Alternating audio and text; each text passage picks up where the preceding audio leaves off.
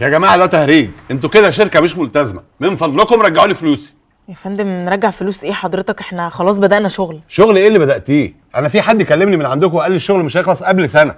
لا يا فندم ازاي؟ ما حصلش، احنا محدش من عندنا اتصل. امال الشغل ما خلصش ليه؟ يا فندم هو مش حضرتك اتصلت وقلت ان انت محتاج توقف شغل فتره؟ انت هتستهبلي ولا حاجه؟ هدير مش بتستهبل.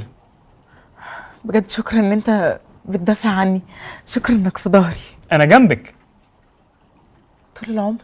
في ايه؟ ما نجيب 2 ليمون بقى ونقعد نحب بعضينا. هات لنفسك، انت متعصب. انت هتستظرف؟ يا فندم في ايه حضرتك؟ يعني هو بيحاول يهدي الجو مش اكتر.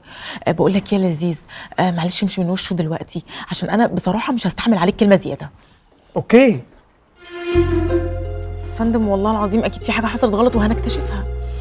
بصي بقى، انا كل الكلام ده ماليش دعوه بيه، انا عايز يا شغل يا فلوس لو سمحت. يا فندم احنا شركتنا معروفه وده ما حصلش قبل كده، هو اكيد في حاجه غلط وان شاء الله هنكتشفها، بس حضرتك اهدى بس وهجيب لحضرتك حاجه تشربها يعني. انت بتعكي في ايه يا زمبة؟ بعك في ملوخية. طب سيبي بقى الملوخيه دي وتعالي معايا دلوقتي، لان جات لي فكره مشروع جديد عايزه احكي لك عليه. لسه الشهقة. مش لازم شهقه اصلا. ملوخية لازم شهقة. طب اتفضلي اشهقي.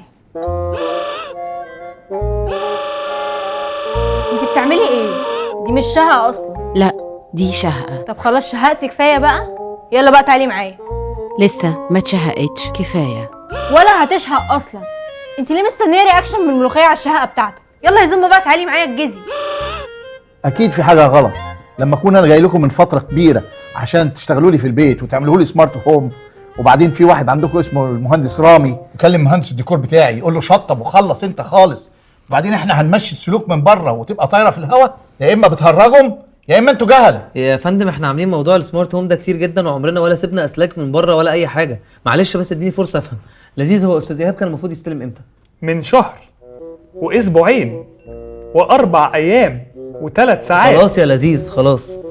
بص يا استاذ ايهاب، انا هعين لحضرتك اشطر واكفأ مهندس عندنا في الشركه هو اللي يخلص لك بيتك. المهندس علاء فين يا لذيذ؟ اكيد هو كمان بيلعب. مش بيلعب، علاء في السخنه. في السخنه؟ الشركه دي مش نافعه، انا مش عارف ازاي انا بتعامل معاكم. يا فندم اديني يومين بالظبط والموضوع ده هيكون خلصان. لما نشوف. ان شاء الله خير، مع السلامه.